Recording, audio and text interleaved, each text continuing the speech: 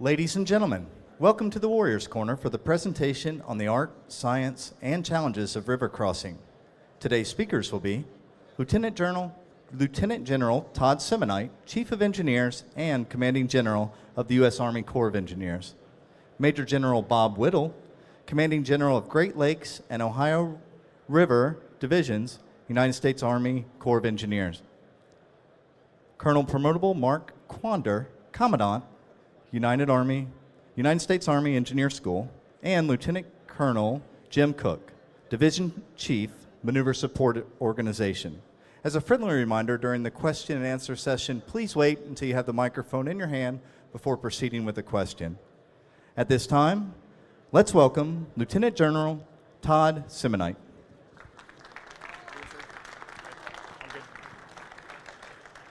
Hey, so I'm really glad you're all here today. We've got a pretty dynamic group that's going to present, but we're going to go fast. So if you guys are a little slow, you got to be really paying attention. We've got 4 speakers here, and we want to take some questions and answers. And this is a complicated problem. This is tough. We want to be able to talk to you about some of the challenges we're having with bridging and some of the problems we're having on the battlefield. And I just want to be able to elaborate a little bit. You got an outstanding commander here in Bob Whittle, commanded a BCT. So Bob is representing the interest of a maneuver brigade commander today. Then you've got Mark Quander, who had a Corps of Engineer brigade. And then you got Jim Cook here, who just finished commanding an engineer battalion. So let's go to the first slide.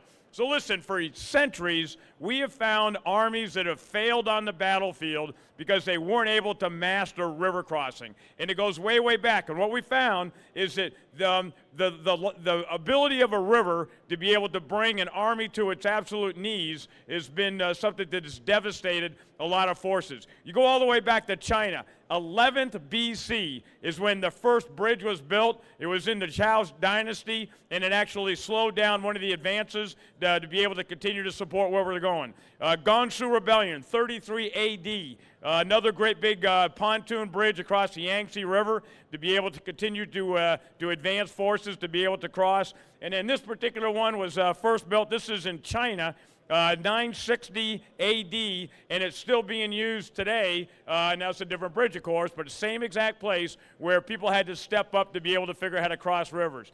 To go to the next one, the Romans had a lot of problems. They even did one where they built a 2-kilometer pontoon bridge across the Bosphorus River to be able to hold the Macedonians. And again, a very, very small force on the other side of that river can actually slow an entire operation down. So let's go to World War II. This is when the Bailey Bridge came in. What we found is that you could actually build bridges in pieces, almost like Legos, put them in trucks, and to be able to continue to get across. I'm going to talk about the European theater in a minute, but this is in place by soldiers putting together different parts of panels to be able to make sure you can cross either wet crossings or dry. 2 types of requirements here. Go to the next one. This, again, is in World War II when we had a lot of the advances. A float bridge crossed the Rhine River with tanks going across it. And then go to the next one. One of the most recent ones is the Sava River. This particular Sava River, where we intended to cross it, and some of us were there that day, was only about 330 yards wide, but because it flooded the day before, that gap doubled overnight. So all of a sudden you had X amount of bridges you thought you needed, and then the whole thing slowed down by 6 days because Mother Nature got a vote. So let's go to the next chart. And I didn't red, green, amber this chart, but the bottom line is these are the different kind of bridge systems that we have. If you look in the upper left, and I'm just going to give it a little bit of an insight because Bob's going to go into more detail.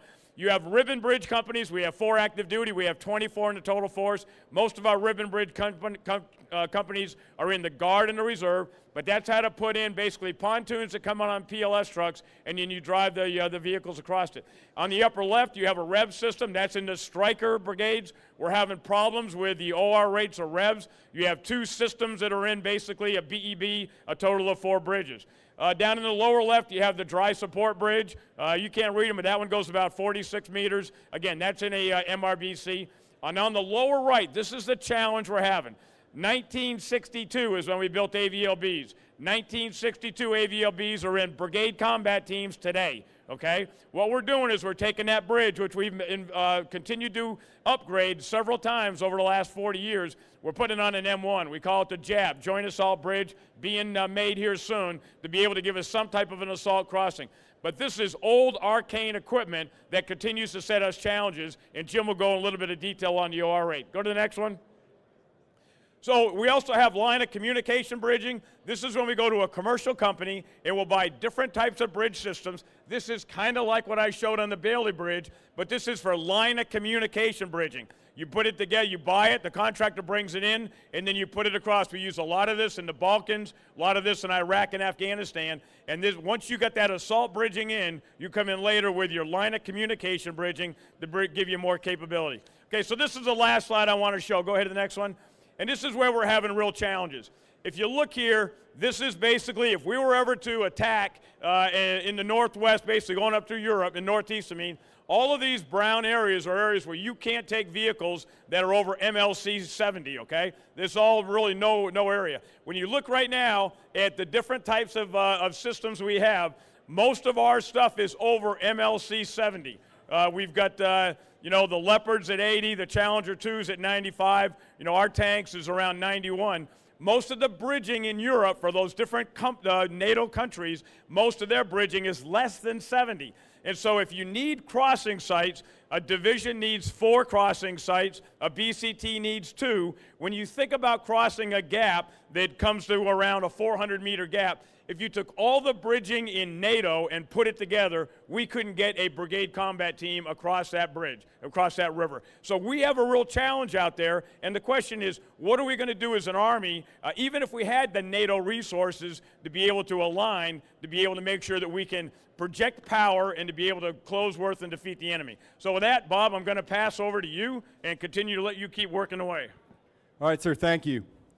Hey, so look, it's great to see everyone here today, to include our allies, because anytime we do a large-scale ground combat operation, we're going to have our allies with us, and we're going to have to figure out how to do this together. So any maneuver commander that you speak to at brigade combat team level, division level, corps level, they will tell you if you can get a river crossing right in a large-scale ground combat operation, then you can get anything right, because there is nothing more challenging in terms of synchronization. So let's go to the next slide, and we'll talk a little bit. The first thing I want to do, you're going to see these phases a few times.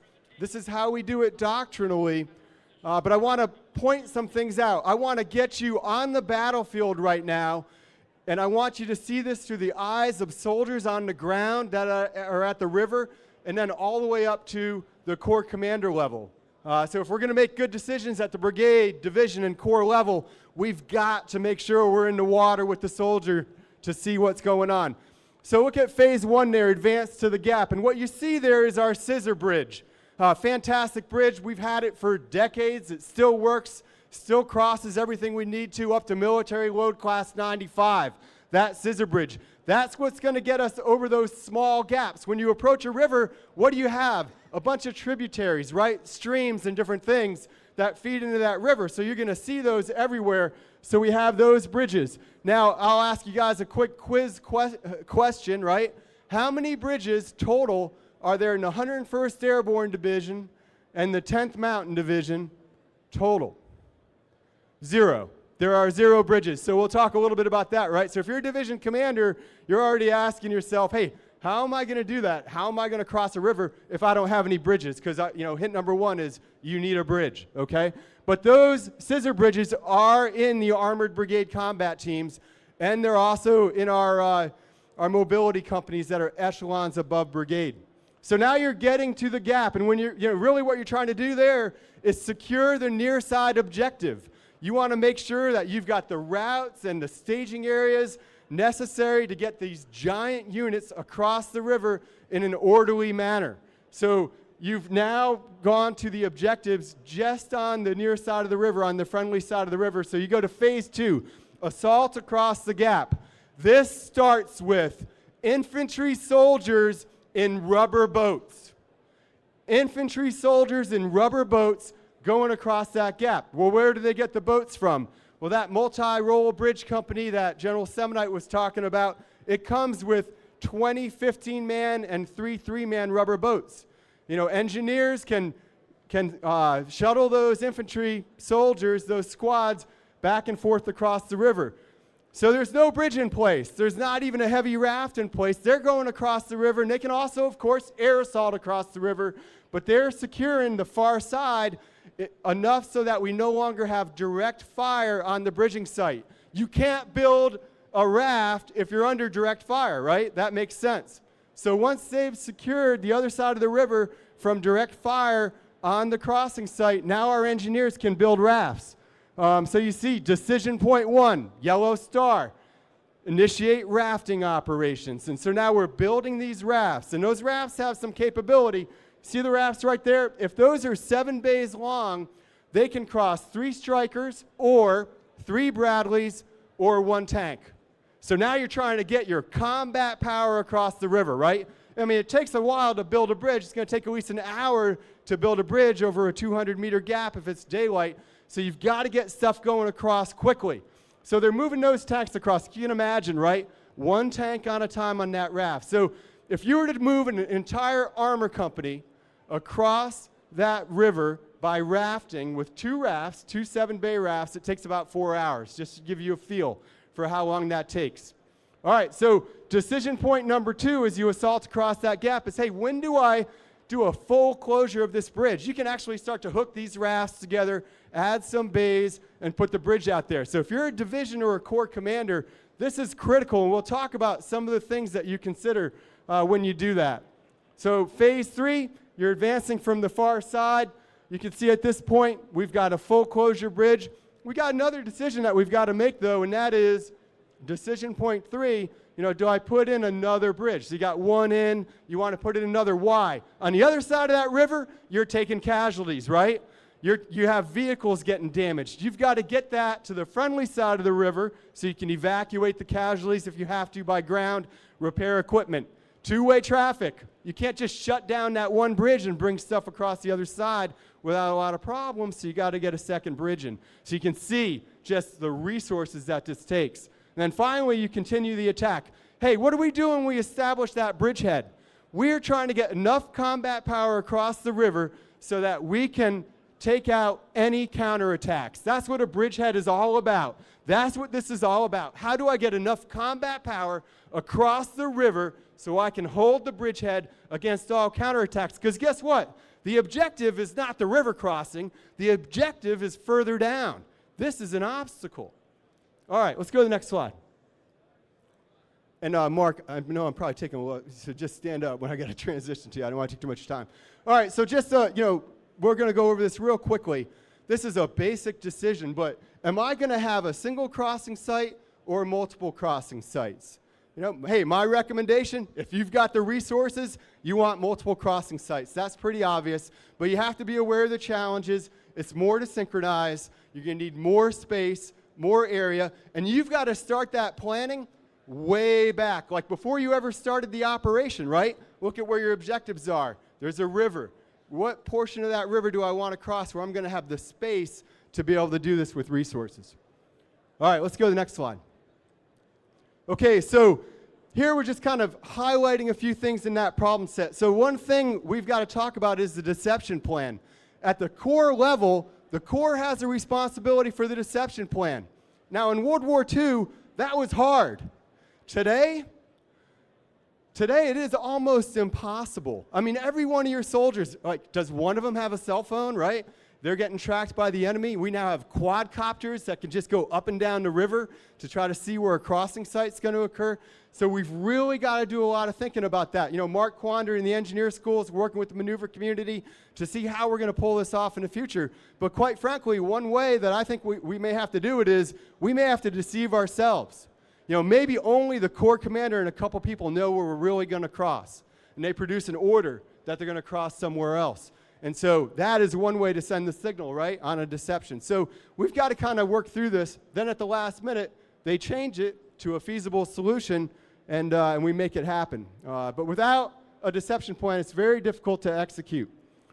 Okay, so complex obstacle belt. So unfortunately, you're not just going to cross a river. It's going to be heavily mined. The enemy's going to throw everything we can. So you're going to be doing in-stride breaches, deliberate breaches as you approach the river, and you've got to solve that problem set.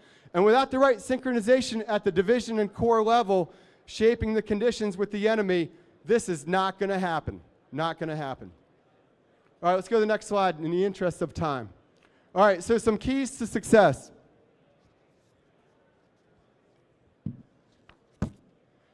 We're going to just walk through this problem set again. I'm just going to add, now that we've got the graphic here, I'm going to add a little more detail. So we're advancing to the gap. Now let's take a look here. All right, you guys recognize the graphics, right? This is a division area of operations. There's 2 brigade combat teams forward, and then there's 1 brigade combat team that's going to follow on and support. So by doctrine, each brigade combat team should have 2 bridges, okay, doctrinally. Every brigade combat team, each one should have 2 bridges. So here are depicted 4 bridges. So if that gap is 200 meters, we just talked about what we have in the active force. 4 multi-role bridge companies, each one can handle 213 meters, right? So 4 bridges, 200-meter gap. We've already taken out every active duty multi-role bridge company. It takes the entire active component force of multi-role bridge companies to cross that river. By the way, one of them is in Korea. So if this problem's in Europe, we've only got 3. Now, if you have a 90% maintenance readiness rate, that means 10% of your bays are probably deadline, so you would actually need 5 multi-role bridge companies. Now, we've got 24, 4 active component, 11 in the reserve, and 9 in the National Guard. So we're able to do this, but it's a matter of can you get it, all those assets there in time. Okay, so we talked about how we approach the gap, and we want to eliminate direct fire. When we advance from the far side in that phase, we want to eliminate indirect fire as well. So that's what we're doing here at these intermediate objectives. And again, at the bridgehead, that's where we're really trying to make sure that we can avoid all counterattacks. All right, so just a couple things. You know, my old boss here, Major General Donna Martin from the Maneuver Support Center of Excellence, she's a military police officer. She's also responsible for all MP cyber and engineer force modernization. So I want to make sure I throw out there that MPs and CBRN are also very important in river crossings. A lot of traffic management going on with the MPs. And of course, we talked about the obstacles the enemy's going to throw out there. It's very likely we'll see some CBRN activity as well. Mark, I'm going to turn it over to you, and then I'll just circle back just in case, but I want to make sure we have enough time. So I hope you're all as excited about river crossings as I am. Mark, over to you. Thanks, sir. Next slide, please. Hey, so what I'm going to lay out here is I'm going to lay out the gap and the challenge that we have right now. And you see it in that box back there, bottom line up front. Our Army can only execute 2 deliberate division-level river crossing operations with the MRBCs we have in the inventory. Doctrinally, it's going to take all 24 MRBCs with 2 divisions to execute this in Europe, trying to cross a 400-meter gap. So I'm going to walk the dog on this a little bit. So when you look at this chart here, and I know it's a little bit of an eye chart, and you look at the bottom, and you look at A down here, you see a 400-meter gap.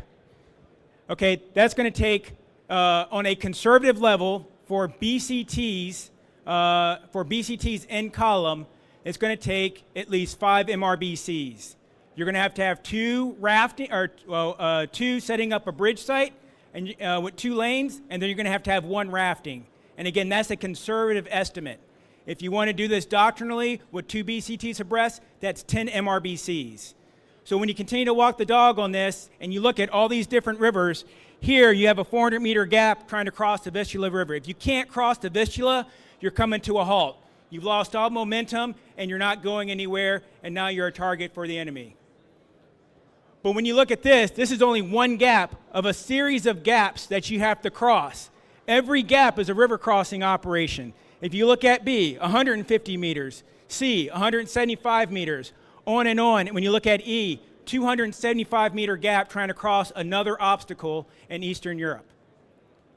So when we look at some of the things that we're trying to do, and what are some of the challenges that we're trying to do with river crossing operations, I'm going to come here, and again, you see here on phase 1, you see the two bridge sites and the raft site, and you see the 5 MRBCs, again, on a conservative estimate. But you also see there's other engineering operations going on here too. You still need to have the capacity to keep lines of communication open. And so when we start looking at this problem set, not only do we have a capacity issue with MRBCs, but we have a C2 issue in terms of engineer C2 and having engineers support the maneuver commander on the ground. And so you're going to need some command and control.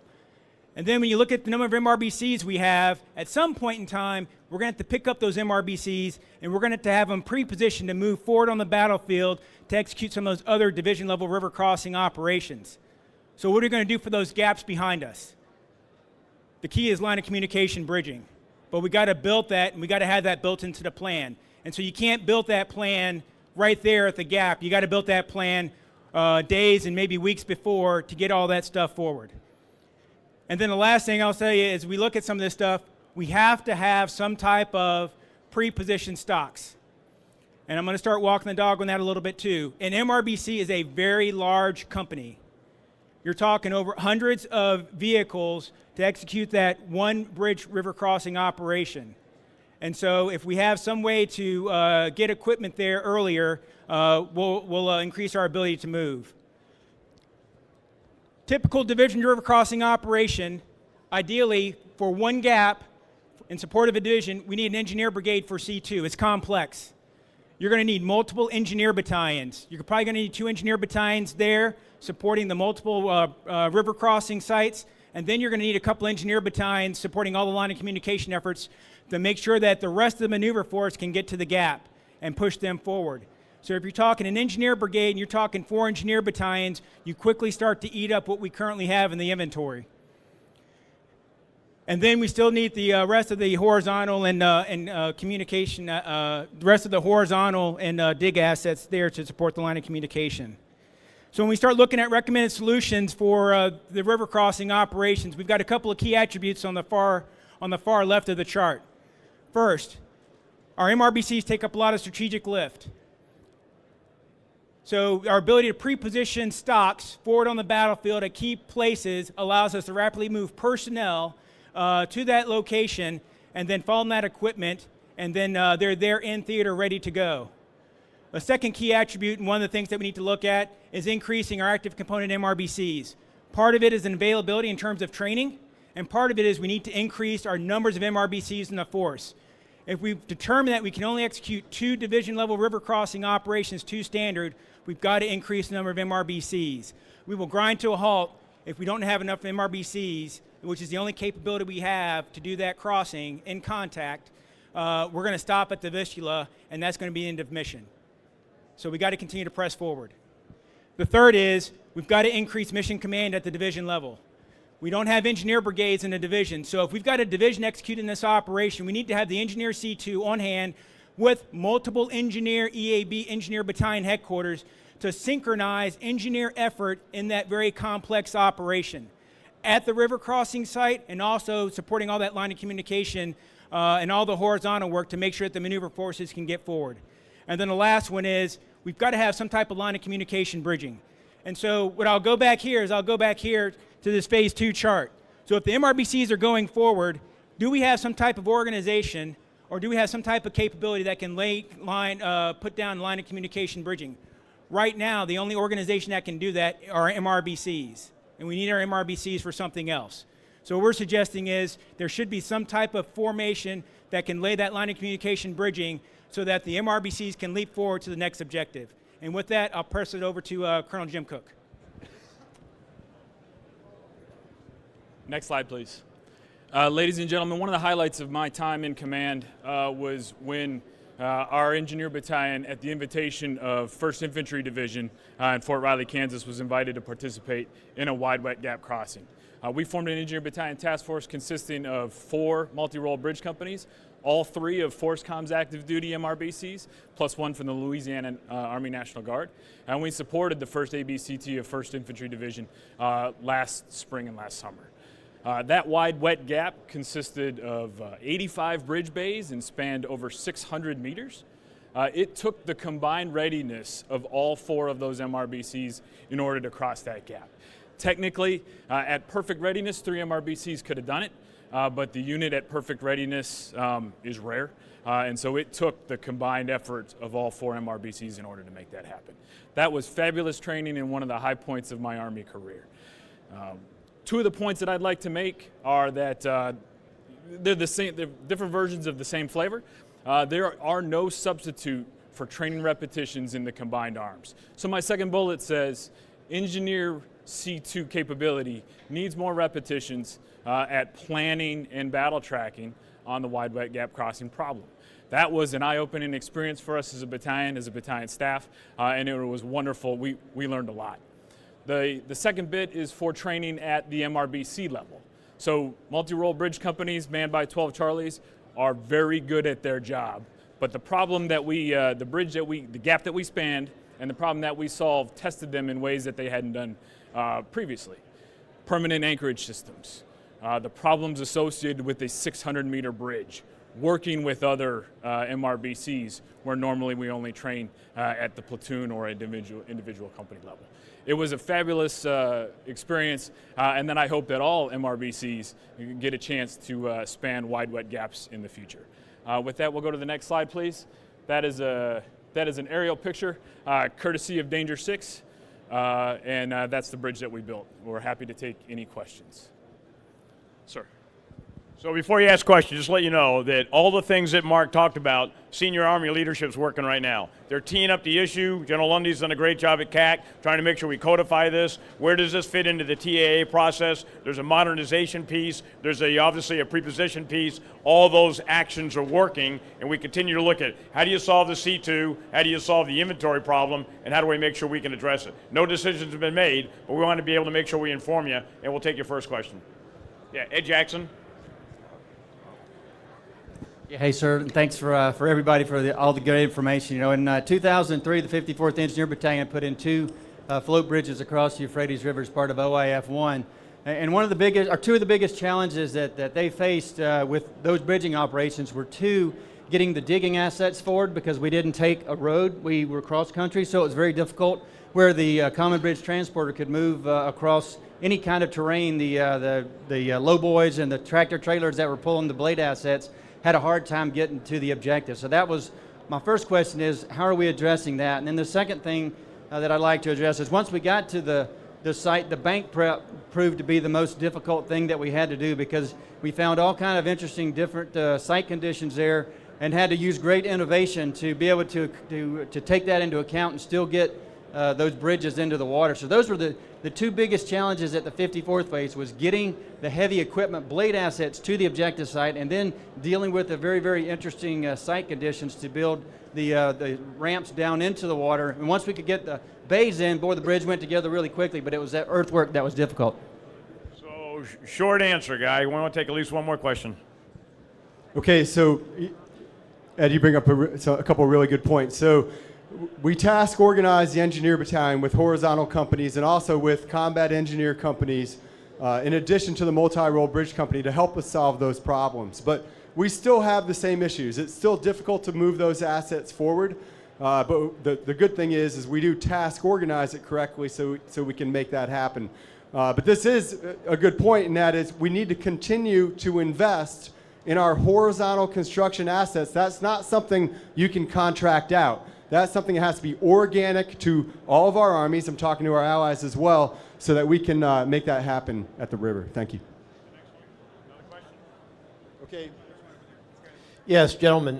Bill Doe, a Cold War river engineer. There's a memorial stone on the banks of the Donau River to 3 infantry soldiers who died during a river crossing exercise, combined arms between the engineers and maneuver battalions, due to an RB-15 assault boat flipping in the Donau River. There were many mistakes made that day 43 years ago, but what we did not understand between both the maneuver and the engineers was the flow of the river, the 3-dimensional geospatial information needed to understand the depth, the flow of the river, whether conditions were suitable for crossing the river, and hence 3 soldiers drowned. What is the Army's ability to understand the integration of 3D data to provide a battlefield hydrology common operating picture for the maneuver force? Yes, sir. No, I appreciate the question. And so when you look at the capabilities that the Corps of Engineers bring into the battlefield, we have a tremendous amount of geospatial capability that we probably didn't have back then when that incident occurred. And so we do leverage all that geospatial capability to understand all the different challenges with the river and bring that to bear. And we've got to continue to make sure that we tap into that capability. When we start talking about line of communication, the question from General Jackson, using those geospatial assets to understand mobility corridors and where you can travel and transit and then greatly using a lot of our engineering and research capability to develop geotextiles to help with that movement. We have a lot that we can tap into to help, I think, remedy some of those challenges from before. But I'll say it's really two things. One, we have a tremendous amount of geospatial capability, and then the other thing is we've got a very powerful engineering and research development arm to really tackle both your two gentlemen's challenges that you just spoke about. Thank you. Okay, so listen, Bob, come up here. Bob was a maneuver brigade commander. I'm going to ask you the hard question. How well are we situated in the Army today to do this operation? How much do we train on this? How much are we resourced? And this is a complex problem with all branches coming in. And just give us an honest assessment. Is this something that we need to address? Well, sir, the answer is we need to address it, but we are addressing it. And so divisions are habitually incorporating river crossing exercises now into their training plans. We're getting more and more reps. It used to be, you know, we had a Cold Warrior here in the back. He said, we used to do this all the time in Europe, and every tanker and infantryman couldn't wait to get across that ribbon bridge when it went in. Now there's some hesitation because a lot of guys have never done it, but we're getting after it more and more, as Jim Cook pointed out, when 1st Infantry Division put in that over 600-meter bridge right there at Fort Riley, Kansas. So, hey, so hopefully we given you an opportunity to see the challenges that we have crossing wide wet gap area locations. And hopefully we've given you a couple of ideas on the solutions that we have looking forward. First of all, we've got to increase the number of reps. We have some gaps that we have right now. We have to increase the number of our MRBCs. That's the only capability we have in our Army to cross those large areas. We need to look at increasing our pre-positioned stocks to improve strategic lift and our ability to get our forces to the battlefield to execute that. We need to look at line of communication bridging and how we utilize that to leapfrog forces and pick up those very critical MRBC assets and push them forward and use it with some type of long-term permanent bridging. And then the last thing is we also need to look at our Engineer C2 to help synchronize the multiple engineering challenges we have in support of a division. And we thank you for coming out today. And I'd like to thank General Semonite, the 54th Chief of Engineers, Major General Bob Whittle, the Commanding General for the Great Lakes and Ohio River Division, and also Colonel Jim Cook, former Battalion Commander for the 5th Engineer Battalion and now currently working at the Maneuver Support Center of Excellence.